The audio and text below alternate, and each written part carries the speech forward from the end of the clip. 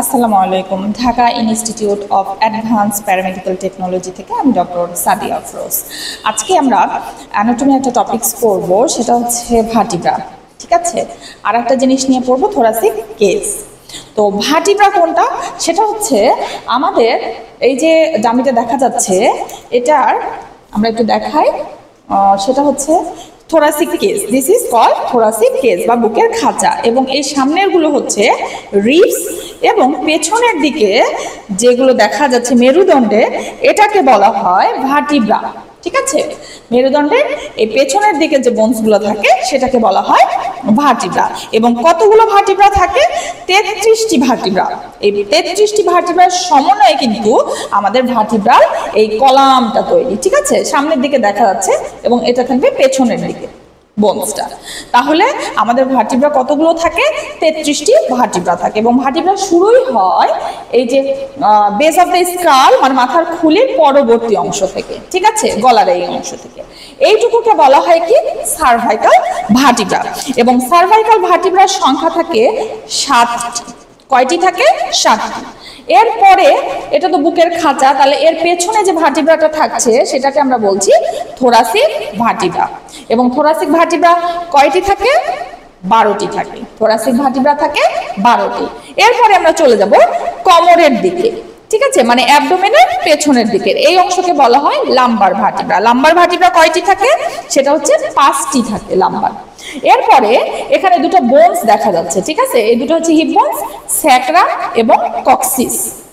ঠিক আছে, তো এই স্যাক্রামের এখানে ভার্টিব্রা থাকে, যেটাকে আমরা বলি স্যাক্রাল ভার্টিব্রা।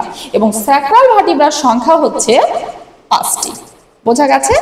এরপরে থাকে বোনস কক্সিস। এবং কক্সিসের এখানে কতগুলো ভার্টিব্রা থাকে?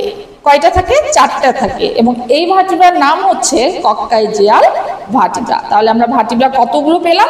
33টি। তার মধ্যে শুরু হচ্ছে গলা থেকে, মানে সার্ভাইকাল ভার্টিব্রা। কয়টি থাকে? 7টি। বুকের পেছনে থাকবে থোরাসিক ভার্টিব্রা। কয়টি থাকছে? 12টি থাকছে। পেটের পেছনে থাকছে, মানে কোমরের দিকে, লাম্বার ভার্টিব্রা। কয়টি থাকছে? 5টি। এরপরে থাকছে স্যাক্রাল ভার্টিব্রা 5টি এবং কক্কাইজিয়াল ভার্টিব্রা 4টি। এবং এগুলো থাকে ফিউজ। বোঝা গেছে? এখন আমরা একটু থোরাসিক কেস নিয়ে পড়বো। থোরাসিক কেস মানে কি? বুকের খাঁচা। এবং এই খাঁচার ভেতরে কিন্তু দুইটা গুরুত্বপূর্ণ অঙ্গ থাকে, দুটো ফুসফুস এবং একটি হৃৎপিণ্ড। ঠিক আছে, তাহলে লাংস এবং হার্ট, এই দুটো গুরুত্বপূর্ণ অংশ এই খাঁচার ভেতরে থাকছে। তাহলে থোরাসিক কেস কাকে বলছে? বলছে এটা হচ্ছে অসিও কার্টিলেজেনাস একটা ইলাস্টিক কেস। ঠিক আছে, into which lungs and hearts are present, যেখানে লাংস বা ফুসফুস এবং হার্টটা উপস্থিত থাকছে। এবং দেখো এদের একটা বর্ডার আছে, বাউন্ডারি, যেটাকে আমরা বলি বাউন্ডারি। খাঁচাটা দেখলেই বোঝা যায় সামনে কি থাকে, পেছনে কি থাকে, দুই পাশে কি আছে। সামনে কি দেখা যাচ্ছে? স্টারনাম। তার মানে বাউন্ডারির সামনে আছে এই বোনসটাকে বলা হয় sternum.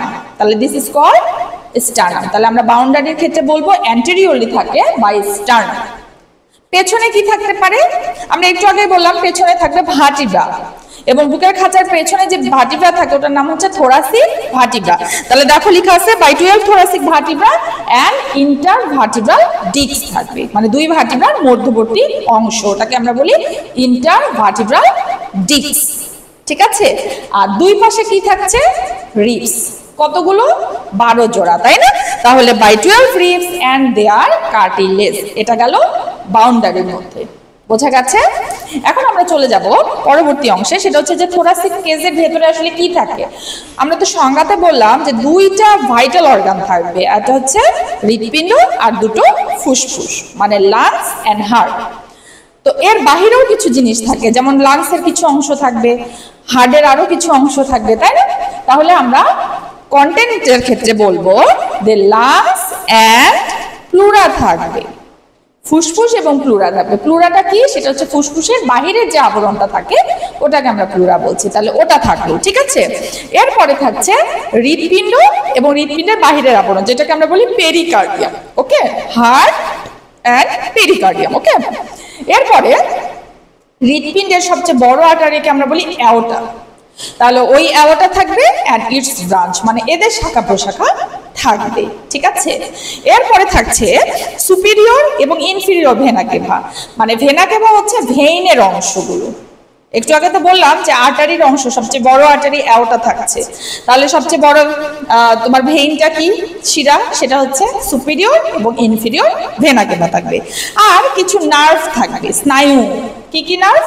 Vagus nerve and phrenic nerve. বোঝা গেছে? তাহলে আজকে এই পর্যন্ত টপিকস থাকুক। ধন্যবাদ।